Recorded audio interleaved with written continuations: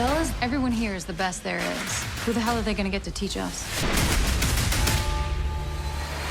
You're my new backseater? Phoenix is definitely a tough cookie. She doesn't underestimate anyone, and she's very loyal. He's not cut out for this mission. Don't take the bait, Bob. She's probably the leader of the group. Her leadership qualities come through quite a bit. Go call. What do you want to do? We're close. Stay on target.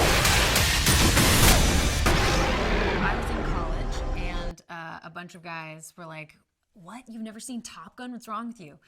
So we went and watched it, and I remember at the time I was deciding to become an actor. Okay, I'm rolling. I had to really teach them cinematography and the lighting so that they understand. And I remember thinking, man, that would be so cool to do a film like that. And here we are. We are cleared into the area. Verify cameras are on.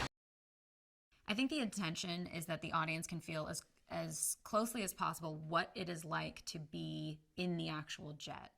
All right, here we go. 3, 2. There's nothing like it, but if they can film in the cockpit, 6 cameras going, you get a little bit more of that 2, 1. Here comes some G's. 360 sense of what it might be like to be in these jets. And, There's 5 G's. we want the audience to 7 G's. be able to feel that rush.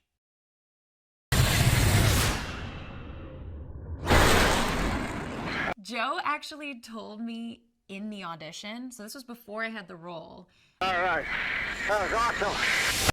And I think he was sort of almost vetting people to make sure I didn't freak out. I started them out in a single-engine airplane to build up their spatial awareness inside the aircraft. Oh, wow.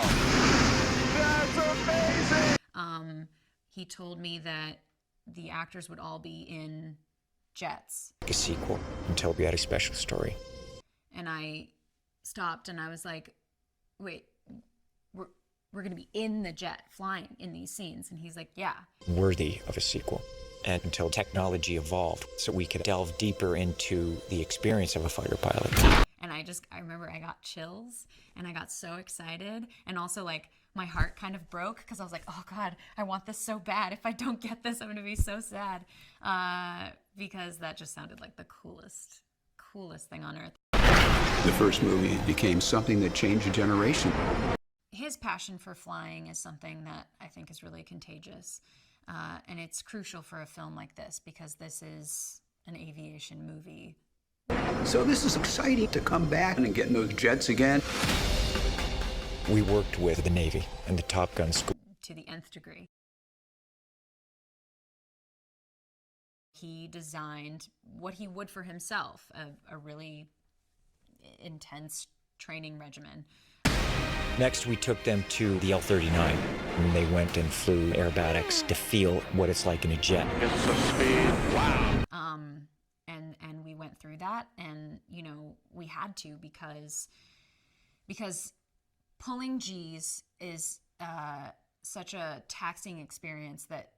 From there, they'd graduate to the F-18 Super Hornet and actually launching off an aircraft carrier. That's what I'm talking about. In order to also act and do props and roll tapes and do all these other things that we had to do in the jet, you need to be able to, pulling G's has to be the least of your concerns. Practically. Because if we're going to do it, we're going to fly in the F-18s. And for anyone who did get nauseous, you have to be able to overcome that mentally, or at least have had the training to know how to overcome it in order to keep going. The aviation sequences had to be real. So our actors went through 3 months of grueling training. Being in an F-18 is unreal. It feels so different to be in the cockpit than to be watching one go by. The Navy says if you eject, you have to be able to survive in the water. So we had to go through that challenging underwater program. The intensity is just so much more palpable in one of those things. And it could be because all of the ejection procedure training, you know, like I'm just somebody who starts thinking of all the things that can go wrong and trying to be like, yeah, it's fine. It's intense. You're flipped inverted and you're having to try and get out.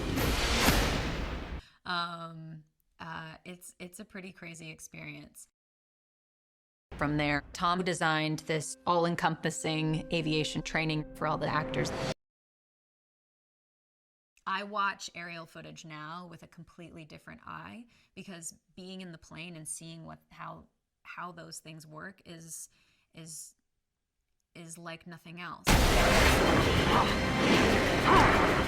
The actors also had to learn how to run the cameras, because when they're up in the jet, they have to direct themselves, essentially.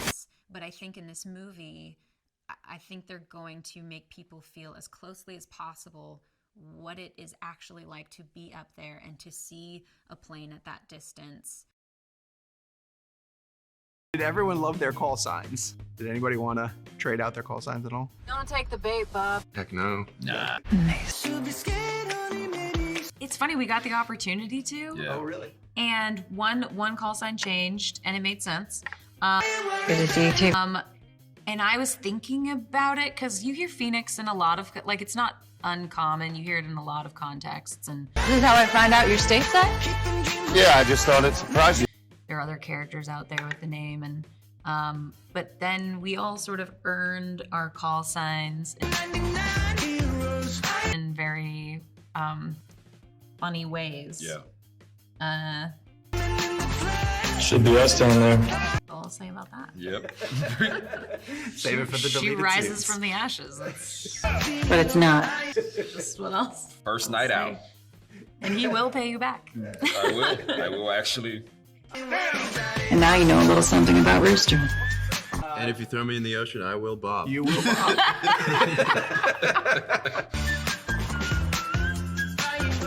Exception of one night where we went out. I think I found myself even very much being like back on like. I'm going on this mission. I think it was always meant to be a huge community film, and also, you know, epically on a big screen with a wonderful sound system. And I mean, they designed specific IMAX cameras for this film that could go in jets at certain speeds and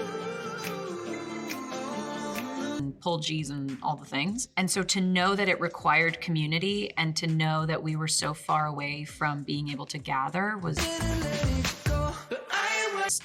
I think that was probably the hardest thing.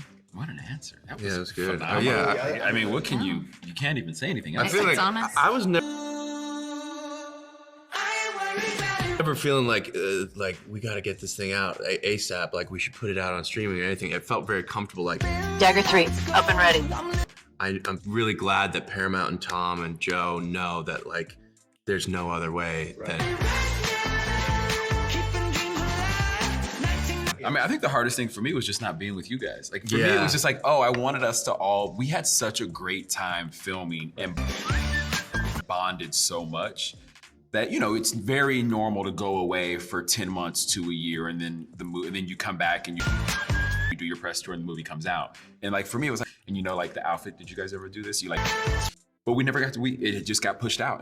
And finally, we're now at school. And I just feel excited to be here with you guys. And it's a great first day of school. It's outfit, a great Jack. first day. Thank you very much. Thank you, man. Thank you. I appreciate that. You hear the horns in the morning. You hear, right? Like there were all these things that just started to kick in, and which I think everyone ended up feeling the responsibility, especially as we got to this pride and this like respect and even responsibility. You know, I think the thing for me was like, there was this like